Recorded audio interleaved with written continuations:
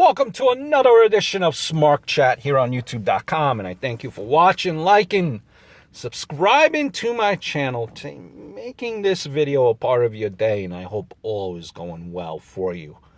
I do want to do our WWE video, my Raw thoughts from March 14th of 2016, and these starts are obviously in no particular order.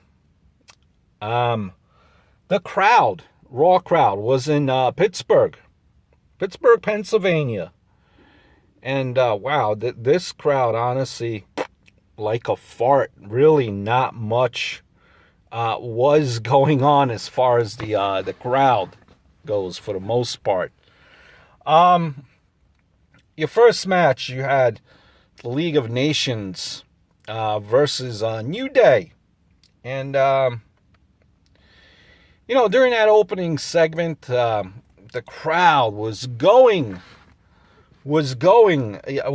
to rile up Rusev.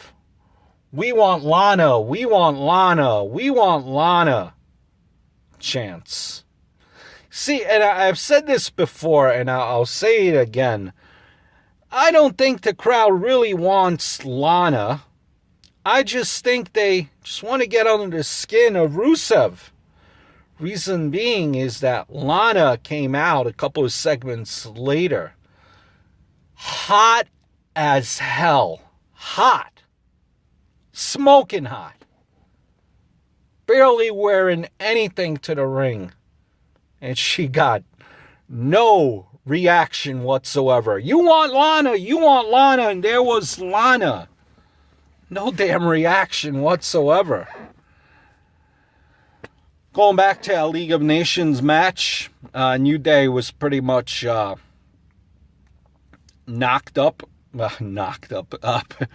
up, jumped. Really didn't look that impressive, but they were jumped. And people now think that they're a face. I don't know. I don't see it. Let's keep the New Day as is. Keep them the way they are. I think this is only just for this feud that they have going on. The crowd, like I mentioned, it's really it kind of leaves you head scratching. AJ Styles, his reaction each week keeps on getting smaller and smaller and smaller. Chris Jericho, who if you watch him on HDTV, he just looks really old in that HD. Wow. My oh my. But, you know, Chris Jericho there, he's a heel now, and I never really understood why, it doesn't make sense why he, is heel. His whole thing is because they're chanting, we want AJ. I mean, really? That kind of seems like a silly reason to turn heel. Maybe it's just me. Maybe I'm overanalyzing things. Maybe, I don't know, maybe you could explain the reason why he turned heel is because he was pinned by AJ in the beginning there when AJ debuted. I don't know, that makes a little bit more sense to me than because they were chanting, we want AJ. Don't they chant Y2J in that same match as well? Numerous times. Doesn't make sense. But Chris Jericho, the veteran, and like Charles Robinson, obviously didn't catch the injury. You seen what he did there when Neville got injured. Basically, Chris Jericho got himself disqualified on purpose, and it took Charles Robinson quite some time to figure out what was going on. Hey, another injury, and it turns out that Neville is in fact injured, fractured his ankle. Maybe it's a good thing for Neville, because I really don't see where Neville would be in that WrestleMania card at all, quite honestly. Just, my opinion. Have you noticed, like Triple H, for example, he said, you guys like Ziggler, right? You guys like Ziggler. You love Roman Reigns, right? Like he's asking the crowd, like he's forcing the crowd to cheer for these guys. And a lot of these guys are doing it in promo now, too. They're doing it. You guys love Ziggler, right? You guys want Reigns, right? You guys love Reigns, right?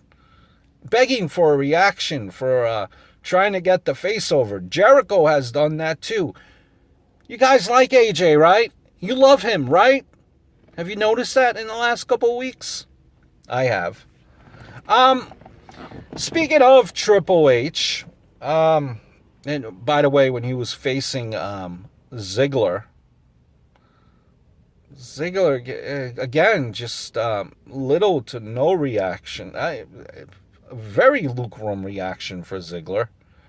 But Roman Reigns at the end of that at the end of the Ziggler Triple H segment, comes out, and Roman Reigns. We haven't seen Roman Reigns on our TV screen for a couple of weeks now, and I said it a few times before. Just to the fact of the places that Raw would be in, it would make sense because this guy would get booed out of the building. And at this point, Pittsburgh, it's not Philly, it's Pittsburgh. You figure that this would be almost safe to bring him out. I mean, with 3 weeks out, you got to bring him out somehow. One of the few times the crowd made noise was when they were booing Reigns. Even though Reigns just annihilated Triple H in storyline-wise. Something that everyone wanted to see, and we seen this a couple weeks ago. But while this is happening, Reigns is being booed. At this point, you bring Roman Reigns back again. If you're the WWE, I think you're at a point where you have to figure out what you're going to do with Roman Reigns. Are you going to continue to make this happen? Make Reigns win the title? Or do you change plans last minute? That WrestleMania match will be booed if Roman Reigns wins. Do you, at the end of the match, turn Roman Reigns heel? Or do you turn him, or do you turn Triple H face? Or do you keep Triple H heel and Roman Reigns just become heel as well? Kind of by like giving Triple H a hug. There you go, boom, heel. Show of mutual respect. I don't know. Cut a promo at the end of the WrestleMania match. I don't know. I just don't see it.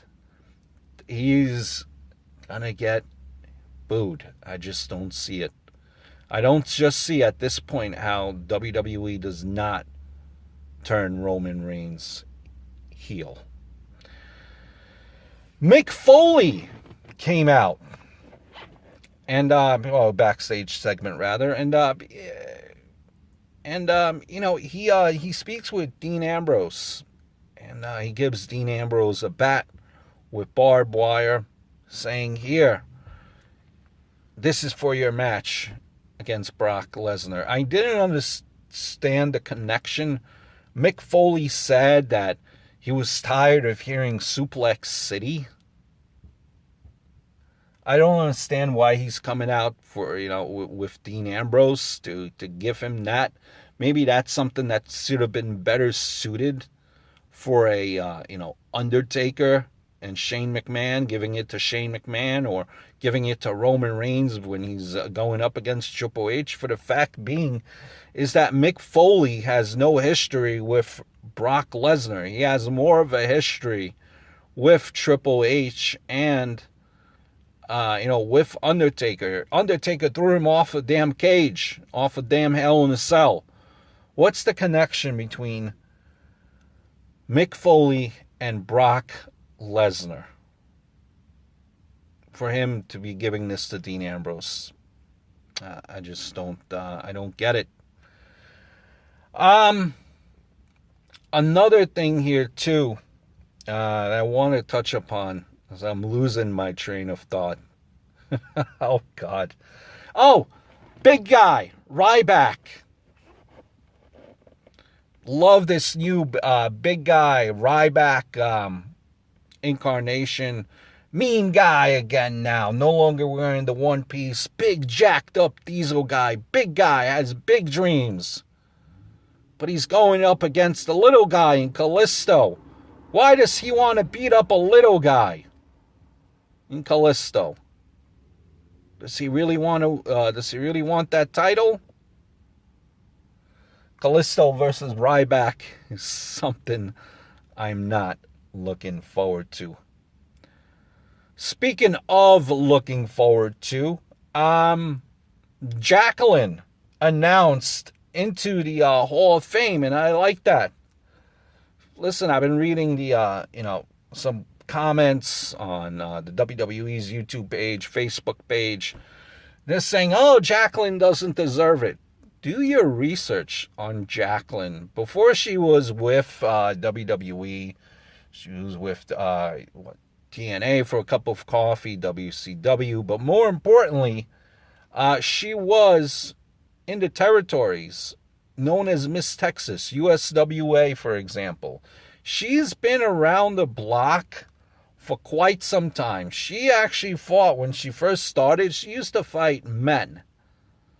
I know this is all scripted, you're going to tell me, but her accomplishments are great, and she definitely deserves to be in the Hall of Fame. Google, YouTube some old clips of Jacqueline before she was with WCW and WWE. She's been part of wrestling for a better part of 3 decades probably. So do yourself a favor and do some research on Jacqueline. As far as the actual Hall of Fame card for this year, maybe not the greatest, not the strongest, but it's definitely all worthy people, I think. It's more of internationally known. And I think this card, though it's not the strongest, will do very well considering that WrestleMania is in Texas. In Texas, football and wrestling are big. Guys like Freebirds, who can, Freebirds, you remember the Freebird Von Erich days, the feuds. Freebird's huge. Even Stan Hansen. Ray Traylor, who was even part of the territory as well, I believe, NWA. Big Bubba Rogers is what he was known as. So wrestling in Texas is huge, and I think this lineup will be appreciated with the Texas crowd, especially with Von Erich coming out. I think that honestly the Freebirds and Michael Hayes might be the last act. Get a huge reaction with Von Erich there, introducing the Freebirds. Hayes, I'm sure, will make a great acceptance speech. So I see that possibly as closing out, the Hall of Fame. I know Sting is there, but let's be honest, Sting wasn't the greatest promo cutters in the business. I can't expect this speech to be this holy, off the seat, hanging on every word type of speech. So that's why I think it might be the Freebirds closing out the show with Von Erich there. Another thing too that I wanted to touch upon before I leave is the Warrior Award. You don't have the nominee for the Warrior Award. Now, if you remember Ultimate Warrior, what is it now, 2 years ago? I believe, said that, when he was talking about a Warrior Award, or, in his acceptance speech, pretty much the genesis of the Warrior Award is meant to be for people, those people in the back, people that you would never expect to win the award. Guys like, I guess, like wrestling journalists, or seamstresses from seamstresses, just people in the back that go through a daily grind that never get the notoriety. That's what the Warrior Award is meant for. And although we don't have the nominee yet, I think just based on what happened last year with the Warrior Award, it went to Connor, and Connor was definitely deserving of getting an award. But I think that the WWE should introduce another award, kind of like similar to Connor, people who were brave during their illness, people who never gave up, people who overcame illness.